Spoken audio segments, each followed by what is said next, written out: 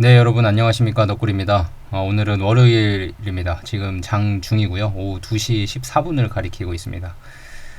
아니, 실은 어제 제가 영상을 찍어서 업로드를 했었어요. 저녁에 업로드를 했었는데 어제 한 14분 정도 올리자마자 거의 시청을 하셨거든요. 근데 이게 영상이 어떻게 된 건지, 제가 찍을 때는 한 40 몇 분을 찍었는데 올려놓고 보니까 15분밖에 안 올라간 거예요. 그래서 이게 제 영상 찍은 걸 저장도 안 해놨었는데 그게 지금 올라갔는데 잘못 올라가가지고 바로 비공개로 전환을 했습니다. 어제 보시다가 갑자기 막히신 분들이 계시거나 아니면 분명히 떴었는데 하고 눌러주신 분들 좀 놀라셨을 텐데, 제가 이 영상을 찍었었는데 영상이 일부 날아가는 바람에 오늘 다시 이렇게 찍게 됐습니다.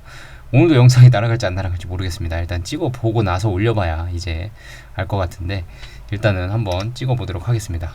어떤 내용이었냐면, 지난번에 이제 엄민용 위원님께서 그 딜사이트 바이오 포럼인가요? 어디 제가 정확한 행사명은 잘 모르겠는데 거기 참석을 하셔서 이런저런 멘트를 많이 해주시기도 했고, 한올바이오 파마에 관련된 내용을 언급을 해주셨어요. 그래서 그거에 대한 좀 오늘 자세한 설명, 그러니까 심화학습 비슷하게 좀 자세한 설명을 해드리고자 이렇게 영상을 켰고요. 별 다른 내용은 없고, 사실 좋게 말씀해 주셨습니다. 알테오젠이나 바이오 업계 전반적인 상황에 대해서 좀 딥하게 설명을 해 주셨고, 그 다음에 한올바이오 파마는 좀 설명하시다가 이제 사실 모멘텀이 그렇게 오래 많지는 않아서 좀 뒤전으로 밀리긴 했는데, 그래도 발언 중에 그 멘트 중에서 뭐 향후에 로열티가 수천억에서 조 단위까지 갈 수 있다라는 멘트까지도 해주시면서 기대감은 아직 남아 있다라고 좋은 언급을 해주셨습니다. 그래서 그런 내용 하나하나를 다 설명은 해주시진 않았고, 그리고 자세하게 어떤 점을 좀 집중해야 되는지, 앞으로 또 모멘텀, 여기 나와있지 않은 모멘텀들은 뭐가 있는지 좀 자세하게 다뤄보고자 이렇게 영상을 시작하게 됐습니다. 일단은 먼저 좀 방향을 바로잡을 게, 향간에 이제 CEO, CFO가 이뮤노반트가 CEO, CFO가 교체가 됐잖아요. 근데 이게 지금 교체된 부분이 뭐 어떤 분들 사이에서는 데이터가 안 좋아서 교체가 됐다고 이렇게 되는데, 사실 데이터가 안 좋아서 CEO, CFO가 교체되는 거는 말이 안 되고요. 데이터가 안 좋으면 약물이 바뀌어야죠, 그죠? 환자 대상을 잘못했다든지 아니면 데이터가 안 좋으면 약물이 바뀌어야 되는데 그런 부분에서는 좀 아니었던 것 같고, CEO, CFO가 교체된 이유는 이제 CEO는 그 전부터 이제 사임을 하려고 했었었고요. 그 전 CEO가 사임을 하려고 했었었고, 그 다음에 그 로이반트의 그 임상 속도가, 이뮤노반트가 그 로이반트가 원하는 만큼 따라가지 못했다. 그래서 임상 속도 면에서 좀 속도를 내고자 CEO를, 로이반트에 있는 사람을 CEO로, 이뮤노반트 CEO로 임명을 했고, CFO 같은 경우는 이제 그 전에 로슈의 텔레반트를 M&A 할 때 주도를 했던 그 사람이 CFO로 임명이 됐습니다. 그 말은 즉슨 임상은 속도 내게 하고 M&A까지 고려한 그런 경영진을 포석을 깔았고요. 그래서 교체가 된 거지, 데이터가 안 좋아서 교체가 된 건 아닙니다. 그 점은 좀 참고해 주시고, 본격적으로 지금 이슈 정리로 좀 넘어가 보도록 하겠습니다. 첫 번째 파란색 줄입니다. IMVT1401, 이거는 바토클리맙이죠. 부작용이 있는 물질이고요. MG, 중증 근무력증이라는 질환입니다. 임상 3상 결과로 베스트 인 클래스가 확정됐다. 그 말은 무슨 말이냐면, 다른 경쟁 약물에 비해 똑같은 FcRn 저해제라는 기전을 갖는 경쟁 약물에 비해 데이터가 월등히 좋게 나와서 베스트 인 클래스가 확정이 됐다라고 이제 표현을 해주셨고, 뒤에 이어서 IMVT1402, 부작용이 없는 물질이죠. 이 물질은 빠른 임상 발표 기대감 가지는 것이 현재는 최선이다. 그러니까 아직까지는 임상 데이터 발표 기대감이 좀 남아있지 않지만 내년부터는 나오기 시작하기 때문에 앞으로 향후에 하반기로 가면 갈수록 기대감이 더 커지지 않을까라고 저 또한 예상을 하고 있습니다. 첫 번째 동그라미 1번입니다. IMVT1401 파토클리맙이 MG 증증 근무력증 글로벌 3상 임상 결과의 탑라인이 MG-ADL 점수, MG-ADL이라는 건 이제 중증 근무력증의 환자의 점수를 표현한 정도거든요. 이게 마이너스가 심하면 심할수록 점수 개선 폭이 좋은 거예요. 그러니까 긍정적인 겁니다. 일단 이뮤노반트는 마이너스 5.6점을 발표를 했고요. 알제넥스는 마이너스 4.6점, 존슨앤존슨은 마이너스 4.7점을 발표를 해서 객관적으로 이뮤노반트가 좋은 점수 개선 폭을 보였다. 일단 임상 시험 면에서는 플라시보 대비 몇 점, 이게 중요한데 그거 이제 약효의 유효성을 검증하는 거거든요. 근데 어느 정도 유효성이 검증이 됐으면 환자한테 투약했을 때 얼마나 객관적으로 환자의 증상이 좋아지는지 이게 훨씬 좋은 포인트거든요. 약이 출시가 되면. 그때부터는 객관적인 질환의 증상 개선 정도가 훨씬 중요하기 때문에 이 MG-ADL 개선 정도가 많은 역할을 하고 있죠. 그래서 가장 큰 폭으로 마이너스 5.6점이라는 가장 큰 폭으로 감소를 해서 이게 유효성 데이터가 좋구나라고 보시면 됩니다. MSE라는 거는 이제 MG-ADL이 0점 또는 1점인 환자인데 이 정도면은 이제 정상 수준이거든요. 일반 사람들과 정상 수준으로 비슷하게 생활할 수 있는 정도를 MSE라 그럽니다. MSE 환자 비율 또한 약을 투여했을 때 환자들이 일반인 수준으로 된 환자들의 비율이 이뮤노반트는 75%, 알제넥스는 40%, 존슨앤존슨은 31% 대비 월등히 높죠. 그죠? 예. 그래서 우리만 3분의 2 환자 증상을 완전히 개선했다라고 표현을 해 주셨는데 75%면 월등히 높죠. 그죠? 근데 단 알제넥스 40%는 예를 들어서 환자가 병원에 10번을 방문하면 딱 한 번만이라도 MG-ADL 점수가 0점 또는 1점이 나오면 그 환자 대상 MSE 환자다라고 포함을 시킨 거고요. 이뮤노반트 입장에서는 6주 연속입니다. 어떤 환자가 매주 이렇게 MG-ADL 측정을 하는데 0점 또는 1점이 나온 환자들이 나오다가 중간에 뭐 3주 차에 한번 3점으로 튀었다. 그러면 그 환자는 뺀 거예요. 그리고 6주 연속으로 꾸준히 0점 또는 1점을 유지한 환자 비율이 75%라는 겁니다. 그러니까 더 엄밀하게, 엄격하게 기준을 제시를 하고 더 좋은 데이터를 얻어갔다. 이뮤노반트는. 그리고 존슨앤존슨은 참고로 8주 연속이었습니다. 8주 연속 31%였고요. 그래서 이뮤노반트랑 존슨앤존슨 두 개만 비교를 해보면 이뮤노반트는 6주고 존슨앤존슨은 8주라서 좀 비교하기가 어려울 수 있겠으나 그래도 75%대 31%면 꽤 큰 차이 아닌가 싶어요. MG-ADL 점수 면에서는 MSE 환자 증상 개선 정도 면에서는 충분히 8주로 늘려도 환자가 75%까지는 아니더라도 그래도 60% 이상은 나오지 않겠냐, 2배 이상은 되지 않겠냐라고 존슨앤존슨보다 2배 이상 환자 개선 정도가 우위이지 않겠나 라는 예상을 좀 해볼 수 있습니다. 자, 두 번째 동그라미입니다. 25년 하반기 갑상선 암병증 임상 3상 탑9 하반기에 예정이 되어 있고요. 퍼스트 인 클래스 품목 허가 신청이 예상된다. 이거는 좀 봐야 돼요. 그러니까 갑상선 암병증이라는 질환에 대해서 올해 하반기에 임상 3상 최종 결과가 나오는데요. 연말 정도는 돼야 될 것 같아요. 뭐 11월, 12월까지는 다 가야 될 것 같고 그때 공개가 될 것 같고 그래서 이게 만약에 성공을 한다 그러면 성공적인 결과를 발표를 한다 그러면 FcRn 저해제 내에서는 TED를 3상을 다 통과한 약물이 없거든요. 지금까지. 그래서 FcRn 계열 내 퍼스트 인 클래스에 가까워지고 품목 허가는 신청할지 안 할지는 좀 봐야 됩니다. 아시다시피 이뮤노반트가 지금 1402 준비를 하고 있기 때문에 1401에 대해서 MG 증증 근무력증도 객관적인 데이터가 좋게 나왔으나 1402에 집중하기 위해서 품목 허가 신청 발표를 안 했거든요. 그래서 TED도 과연 그럴까라는 생각이 좀 있습니다. 그래서 시장에서 지금 이런 기대감이 있음에도 불구하고 주가가 안 오르는 이유는 얘네 또 이거 신약 승인 신청 안 할 수도 있겠다라는 우려감, 불안감이 좀 팽배해 있는 것 같아요. 그래서 아직 가격에 다 담아내지 못하고 있는 상황인 것 같습니다.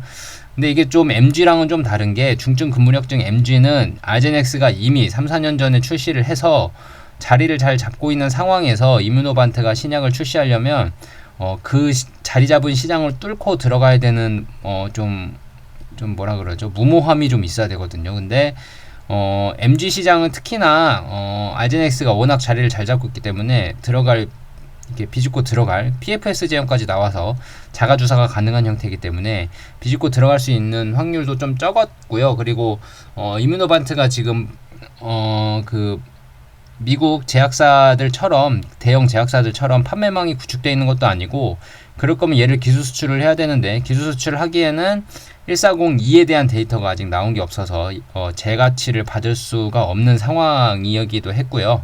그래서 MG는 경쟁 약물이 이미 들어가 있었기 때문에 선점되어 있는 약이 있었기 때문에 그리고 우리가 출시를 하더라도 객관적인 데이터는 좋지만 들어갈 수 있는 비용 신약 출시에 따른 비용 몇천만 달러라고 하는데 그 비용 면에서도 되게 효율적이지 못하다는 전략적 판단이 있었던 것 같습니다. 그래서 MG는 출시를 못했는데 TED 같은 경우는 조금 다르거든요. TED는 일단 경쟁 약물이 FcRn 저해제 계열 내에서는 없고요.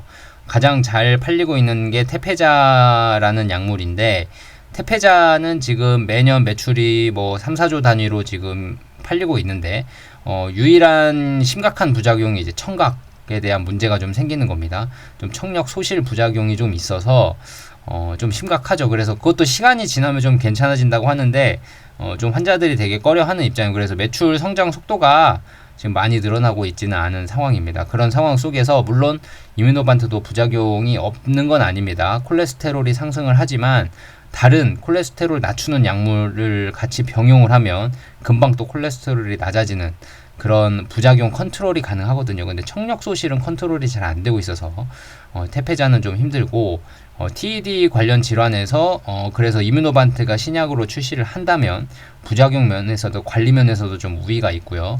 편의성도 집에서 맞을 수 있는 바토클리마브는 SC 제형이기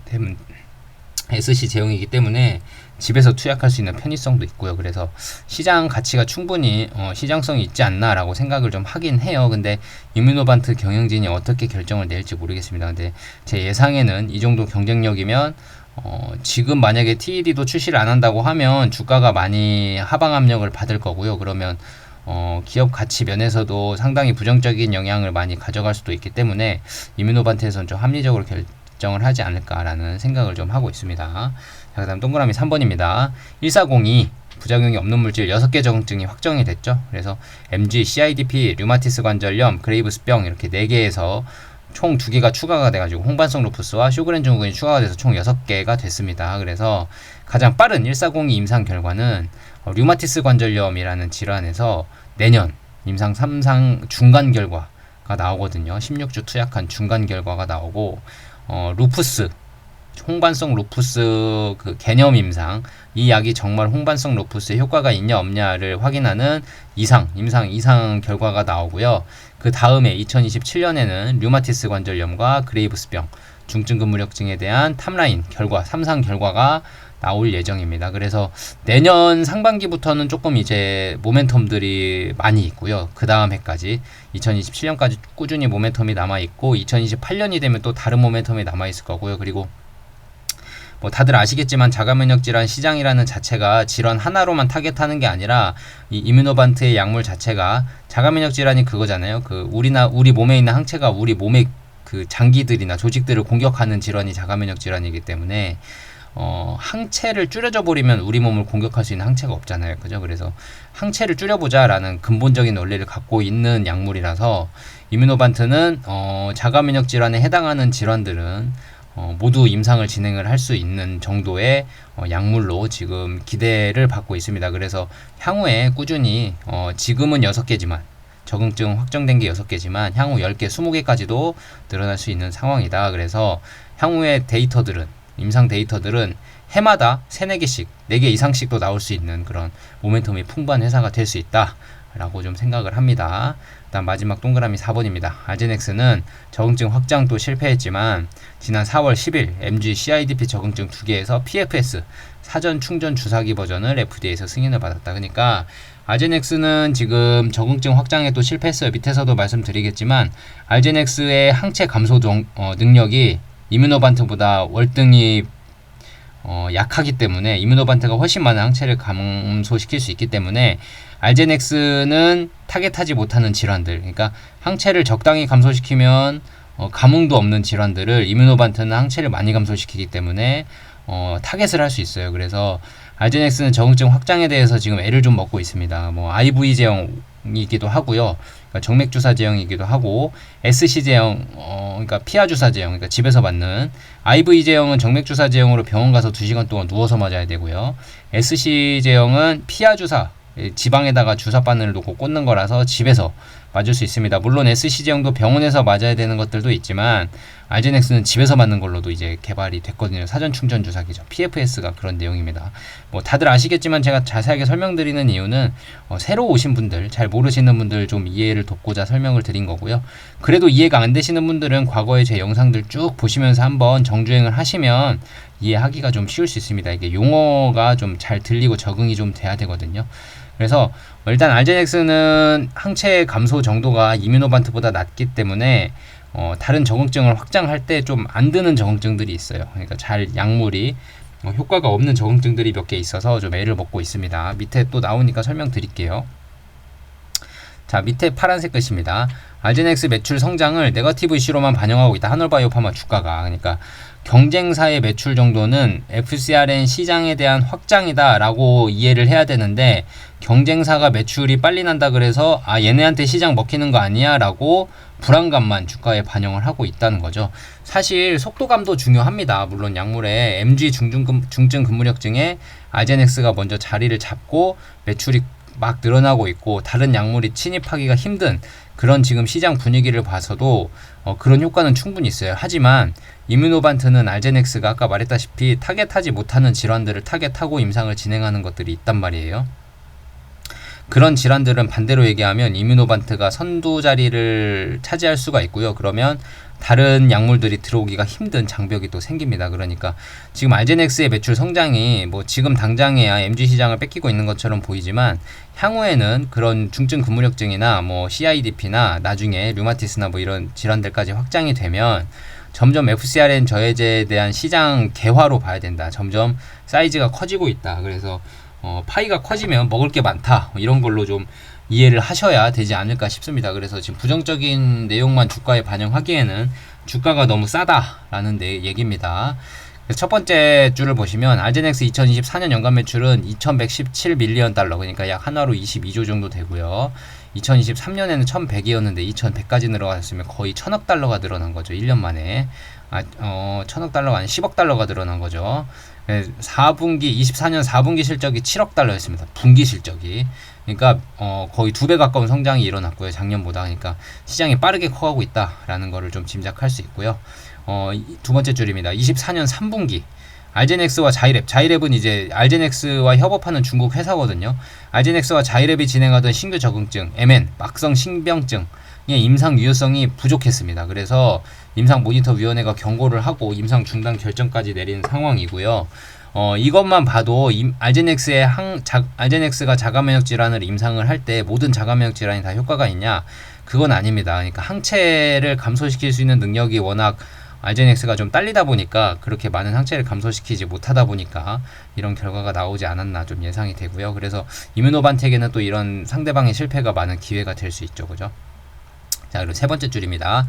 비브가르트 SC는 비브가르트라는 말은 알제넥스가 출시한 약물입니다. 그거의 SC 제형, 피하 주사 제형, 집에서 놓을 수 있는 피하 주사 제형이라는 거예요.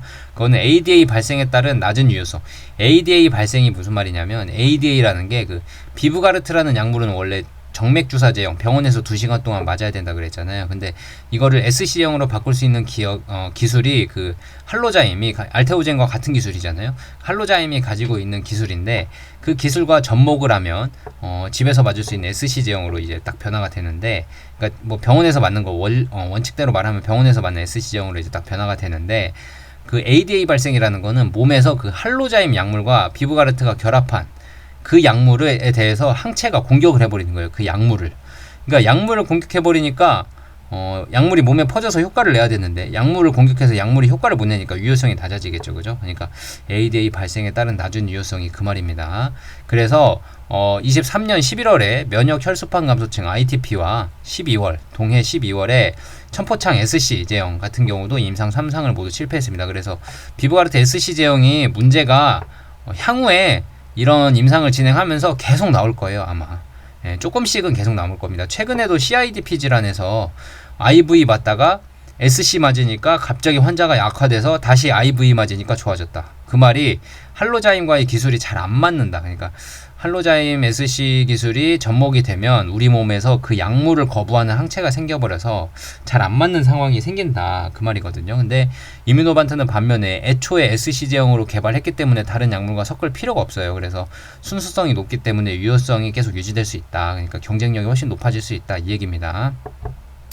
자, 2030년 네 번째 줄입니다. 2030년 이뮤노반트는 32억 달러, 아제넥스는 73억 달러, 존슨앤존슨은 11억 달러, UCB는 10억 달러. UCB는 사실 잘 얘기 안 하는 게 얘네 약물이 부작용도 심하고 항체는 많이 감소시킨다고 하는데, 그에 따라서 임상 결과가 비례해서 좋게 나오지가 않아요. 그래서 얘네 약물은 좀 이상하거든요. 뭐 두통도 생긴다 그러고, 그래서 경쟁력이 많이 없어진 상황입니다. 그래서 잘 얘기를 언급을 안 하고, 그러니까 UCB 10억 달러로 이뮤노반트가 2등은 확실하다.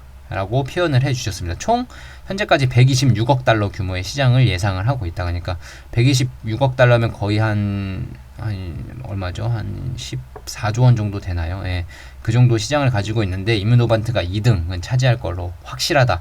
알제넥스를 따라잡을 수도 있습니다. 원민용 연구위원님께서는 알제넥스를 따라잡을 수 있지 않을까라고 예상도 하고 계시는데, 그 이유는 아까 말씀드린 것처럼 이뮤노반트가 유효성도 훨씬 높고 항체 감소율이 훨씬 높기 때문에 유효성도 높고, 그에 반해서 알제넥스는 유효성이 낮기 때문에 타겟할 수 있는 질환이 좀 한정적이고, SC에 대해서도 할로자임과의 기술이 잘 결합이 안 맞아서 그런지는 모르겠지만 ADA가 자꾸 발생하기 때문에 순수한 SC 제형을 가지고 있는 이뮤노반트가 훨씬 성공 확률이 높고, 그래서 나중에 시장을 다 장악할 수 있다, 역전할 수 있다, 알제넥스를 이렇게 예상을 하고 있는 겁니다.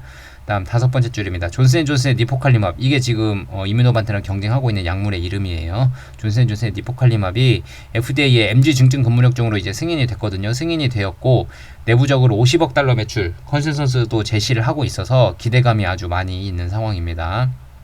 그러나 존슨앤존슨도 부작용이 좀 남아있어요. 얘네도 알부민 이슈가 좀 있어서 부작용이 좀 남아있고, IV 제형이라서 부작용이 남아있어가지고 용량 증량을 많이 못했거든요. 존슨앤존슨은 IV 그리고 고용량을 못했어요. 존슨앤존슨도. 그래서 그리고 IV 제형, 병원에서 2시간 동안 누워서 맞아야 되는 제형이라 효과가 좋아도 편의성이 너무 떨어진다, 이런 내용입니다. 그런다 그래서 효과가 이뮤노반트보다 좋냐? 또 그것도 아닙니다. 효과는 또 이뮤노반트보다 안 좋아서 이것도 좀 이뮤노반트가 우위적인 요소가 아닌가 싶어요. 마지막입니다. UCB 또한 추가 적응증 확대에 소극적이고 MG가 승인이 되었으나 두통이나 부작용 같은 게 많아서 유효성이 낮은 유효성으로 시장 추가 적응증 확대 및 진입도 한계가 있다. 그러니까 이뮤노반트가 많은 가능성을 품고 있는 시장이다 라는 겁니다. 경쟁 약물이 많이 있고 경쟁이 심화되고 있지만 다른 약물들은 유효성이 부족하거나 부작용이 남아있거나 SC 제형으로 바꾸려 그래도 ADA 발생에 따라서 잘 효과가 안 나타나거나 뭐 이런 것들이 있기 때문에 순수 SC 제형으로 편의성과 IgG 항체 감소 농도의 수준과 그에 따른 질병 유효성에 대한 비례 정도까지 보면 이뮤노반트가 단연 지금 1등이 되어야 되지 않나 라고 생각이 듭니다. 자, 그리고 두 번째 페이지입니다. 두 번째 페이지를 보시면 이제 표들이 몇 개 나오는데요. 첫 번째 표로 보시면 한올바이오파마가 지금 MG-ADL 개선 점수 정도가 가장 높죠. 마이너스 5.6점으로 환자들이 그만큼 많은 개선 정도를 경험하고 있다라고 보시면 되고요. 두 번째 정도는 이제 반응률인데요. 환자들 중에 이뮤노반트는 93%가 환자들의 반응을 했고요. 나머지 환자들은 반응을 많이 안 했는데, 이 이유가 뭐냐면 이제 IgG 감소 농도에 따라서 반응 정도가 다를 수 있거든요. 그래서 이뮤노반트가 워낙 월등하기 때문에 지금 환자들이 반응을 잘한 것 같고, 세 번째를 보시면 이게 IgG 감소율을 비교한 겁니다. 평균적으로 낸 건데요.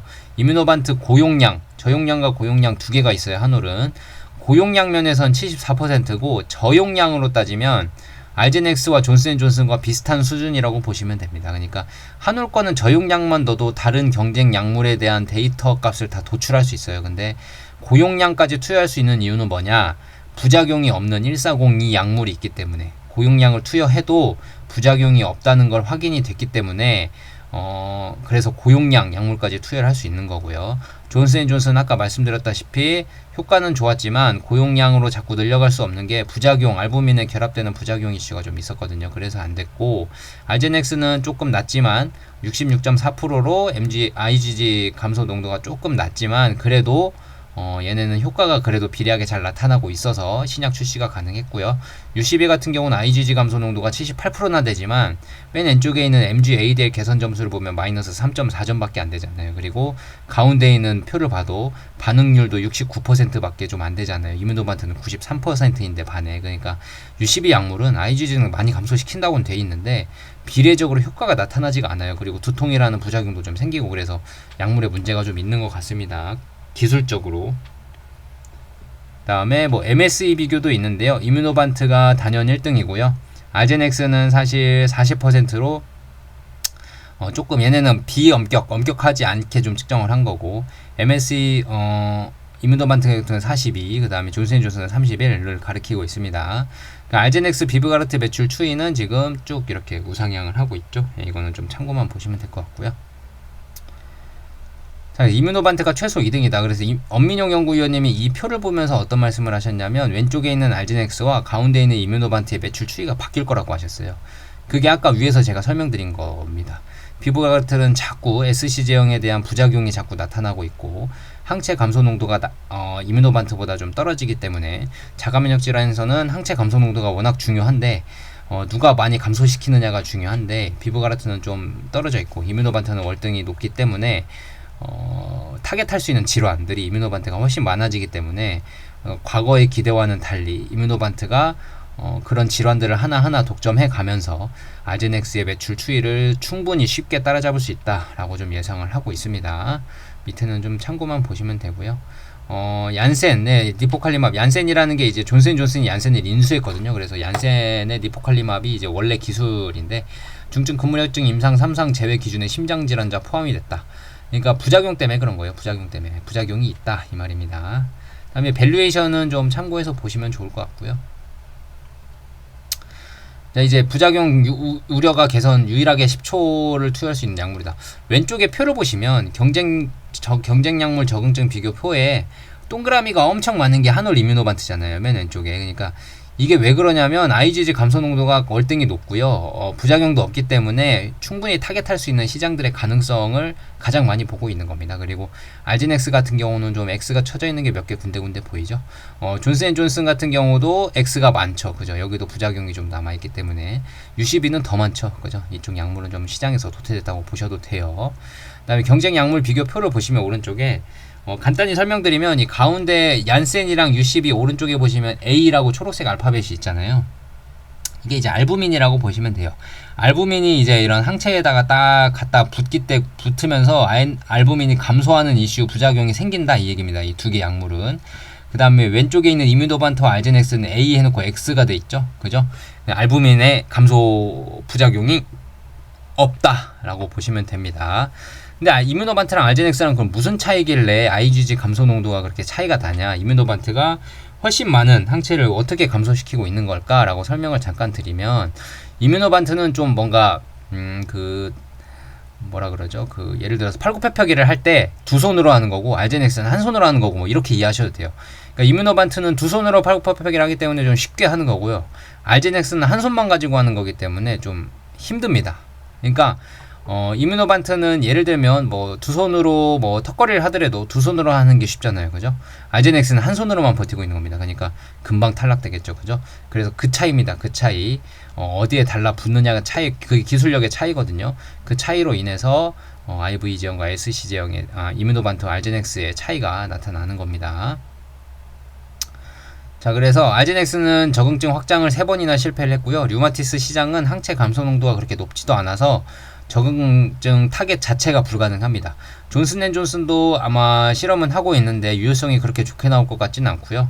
이뮤노반트는 그에 비해서 IgG 감소 농도가 높기 때문에 조금 기대해 볼 만한 수준의 류마티스 관절염 시장을 타겟하고 있습니다. 이거는 2024년 1월 11일에 블룸버그에서 빅파마를 대상으로 M&A 설문조사를 한 건데요. 이뮤노반트는 다 순위권 내에 들어가 있는 반면 알제넥스는 아예 순위권 내 이름도 보이지 않습니다. 그 이유가 뭘까요?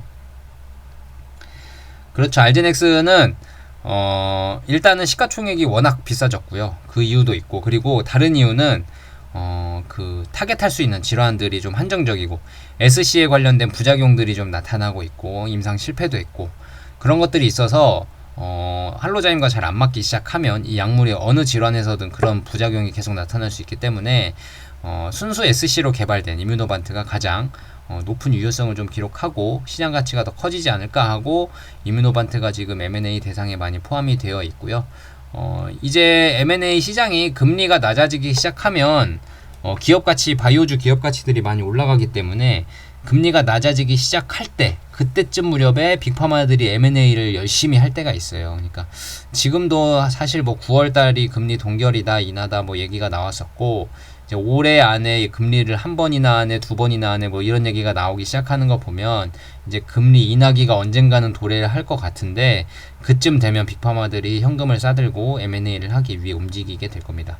참고로 오늘 기사에서 어떤 걸 보니까 그 뭐 글로벌 빅파마들이 그 신약 아니 그 매출이 일어나는 약물에 대한 특허가 만료되고 있어서 최대 그 다른 빅파마들 약물을 다 종합해 보면 한 300조 원 가량의 매출이 떨어질 거다, 손해를 볼 거다라는 기사들도 있었어요. 그러니까 빅파마들 입장에서는 그 높은 시가총액을 유지하고 주주들의 기대감을 유지하고 기업 가치를 크게 키우기 위해서는 약물들을 얼른 사와서 임상을 빠르게 진행을 해서 신약 가치든 기업 가치든 인정을 받아야 되는 상황입니다. 그래서 M&A를 진행을 안 할 수가 없고요. 그 중에서 이제 그러면 M&A 어떤 기업을 할 거냐, 유효성이 정말 좋은 약물을 하거나 아니면 유효성도 좋고 시장 가치도 큰, 아까 이뮤노반트 시장 가치가 뭐 그 FcRn 저해제 시장 가치가 막 12조, 14조 가까이 됐기 때문에 그런 곳에서 선점할 수 있는 약물이 어떤 게 있을까라고 찾아봐서 M&A를 할 수도 있는 거잖아요. 그죠? 그러니까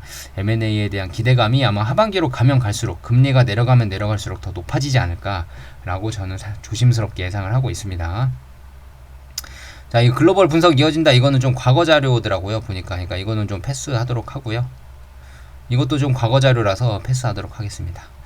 자, 오늘도 이렇게 영상을 찍었는데 어제 찍은 게 날라가서 두 번째 영상을 찍어서 조금 말이 좀 빠를 수도 있을 것 같습니다. 근데 한번 천천히 들어보시고 잘 안 들리시는 부분들은 두 번, 세 번씩 들어보시면서 같이 공부해 보시도록 하고요. 지금 현재 한올바이오파마가 28,500원, 600원을 왔다 갔다 하고 있는데 사실 이제 막 바닥을 확인하고 올라오고 있는 분위기로 좀 보이고 하반기에 금리 인하나 아니면 8월 달에 나올 한올바이오파마 이슈나 아니면 뭐 연말에 나올 TED 임상 결과 이슈도 있고 모멘텀이 없진 않아요. 그리고 내년에 또 모멘텀이 두세 개가 있고 또 임상 질환은 점점 확장이 될 거고 그 데이터 임상 질환 확장은 이뮤노반트가 임상을 시작하거나 확정이 되면 그때그때 따로 발표한다고 했기 때문에 그런 질환 확장 이슈는 언제 터질지 몰라요. 그래서 저희는 어떻게 대응을 해야 되냐, 넉넉히 지켜보고 있다가 떨어지면은 매수해야 되냐, 이게 아니고 제 생각에는 그냥 기계적으로 꾸준히 사시고 묵직하게 들고 가시다 보면 어느 날 터지는 거예요. 그러니까 내가 예를 들어서 오늘 한 10% 올랐어요. 아, 그럼 내일 좀 떨어지겠지, 내일 사야지 하다가 갑자기 그 다음날 새벽이니까, 이뮤노반트는 새벽, 우리나라 시간 새벽에 뭘 발표하니까 그 다음날 새벽에 뭘 빵 발표해서 상한가 가고 뭐 이럴 수도 있는 상황이 드물겠지만 아무튼 언제 뭐가 터질지 모르는 상황입니다. 그렇기 때문에 꾸준히 기계적으로 사 모으시고, 그런다 그래서 아 그래? 그러면 난 빚내서 오늘 한 번에 다 투자해 놓고 묵직하게 기다리면 되겠구나, 이자는 내가 감당할게 하고 사시는 분들도 계실 수 있지만 주식이라는 게 그렇게 하면 습관이 너무 안 좋게 배고요. 오래 하실 수가 없습니다. 그렇기 때문에 자기가 이제 여유 있는 자금에서 하시고, 그 다음에 뭐 여유가 없다면 커피값 아껴서, 좀 군것질거리값 아껴서, 술값 아껴서, 담배값 아껴서 좀 모으셔가지고 조금씩 한 주라도 두 주라도 사시면서 주식 수가 늘어가는, 그러니까 평단이 내려가는 재미보단 주식 수가 늘어가는 재미로 열심히 모아 가시면서 꾸준히 모아 가시다가 엉덩이 묵직하게 기다리고 계시면 언젠가는 발표가 터지거나 좋은 소식이 나오겠죠. 나오면 그대로 그 온전한 수익을 다 노릴 수 있는 상황이 되니까요. 향간에는 그런 얘기도 있더라고요. 이게 뭐 지금 사면 기회비용이 너무 없다. 그러니까 뭐 알테오젠이나 D&D 파마텍이나 펩트론이나 뭐 이런 좋은 회사들, 모멘텀 있는 회사들 많은데 굳이 지금 한우를 사서 갖고 있어야 되냐, 그러기엔 기회비용이 너무 아깝다라고 하시는 분도 계시는데, 사실 알테오젠이든 펩트론이든 D&D 파마텍이든 좋은 내용은 지금 다 들어가 있는 얘기거든요. 주가에 다 묻어져 있고, 그래서 더 좋은 소식이 터져도 물론 더 갈 수 있죠. 그건 모르죠. 근데 그 소식이 언제 나올지 모르는 건 당연한 거고요. 그리고 얼마나 좋은 소식이 시장에 기대감이 있을 만큼 좋은 소식인지도 모르겠고, 기회비용은 사실 주가에서 따지면 모든 종목이 다 있어요. 예를 들면 지금 만약에 바닥 찍고 있는 종목들도 많을 거 아니에요. 그런 종목들 지금 사다 놓으면 나중에 모멘텀 터지면 또 언젠가 크게 올라갈 수 있어요. 그러니까 그런 것들 다 기회비용이에요. 근데 제가 그런 것들을 다 못하는 이유는 그 회사들을 다 알지 못하기 때문에 못 사는 거거든요. 그러니까 기회비용이라는 거를 생각하면 주식 투자할 때 여기저기 기회비용들은 너무 많아요. 볼 것들이 너무 많고 종목들이 뭐 몇천 개 되는데 그런 회사들을 이게 더 좋을까? 이거 미리 들어가면 좀 기회비용 아까운데 하고 다른 거 들어가기에는 모르는 회사를 자꾸 건드리게 될 수 있습니다. 그러면 본인이 버티지 못하고 수익이 나더라도 조금 먹고 나올 수 있고요. 손실이 나면 손절을 치고 또 나올 수 있습니다. 그런 걸 하다가 결국은 한올바이오팜은 언제 이렇게 올랐지? 하고 못 사게 되는 상황이 또 생겨요. 그러니까 잘 아시는 종목이 있으시다면 꾸준히 물론 가격대가 중요합니다. 지금 한올은 제가 저평가가 되어 있다고 생각을 하고 있기 때문에 지금 사는 거에 대해서는 저는 좋다고 생각해요. 물론 투자 판단은 여러분이 하셔야겠지만 아무튼 가격대도 낮고 모멘텀도 있고 기술력도 있고 세계적으로 시장성도 입증이 됐고 경쟁사가 매출도 일어나고 있잖아요. 그죠? 시장성도 입증이 됐고 M&A 기대감도 있고 하지만 주가에는 부정적인 면만 반영이 되어 있는 그런 한올바이오파마의 기회가 좀 많지 않을까. 물론 향후에 뭐 3-4달만큼은 뭐 알테오젠이 더 갈 수도 있고요. 뭐 한올은 더 바닥일 수도 있고 뭐 그거는 모르는 겁니다. 그렇기 때문에 기회비용 생각해서 하시면은 사실 뭐 미래를 봐야 되기 때문에 답은 없어요. 근데 그런 능력은 아무도 없으시잖아요. 그러니까 잘 아는 종목 잘 모으셨다가 묵직하게 들고 가시면 나중에 큰 수익을 보실 수 있지 않을까라고 생각을 합니다. 오늘 영상은 여기까지 찍도록 하고요. 좋아요, 구독하기 눌러주신 분들 너무 감사하고 만약에 안 눌러주신 분 계시다면 꼭 부탁드리겠습니다. 좋아요, 구독하기 꼭 눌러주시고 댓글까지 달아주시면 전 너무 좋아요. 예, 너무 좋고 그리고 그 슈퍼챗으로 돈 보내주시는 분들, 후원해주시는 분들 너무너무 감사드립니다. 제가 정말 이 은혜 보답 잊지 않고 열심히 공부해서 방송 꾸준히 찍도록 하겠습니다. 너무너무 감사드리고 오늘 하루도 좋은 하루 되시기 바랍니다. 감사합니다.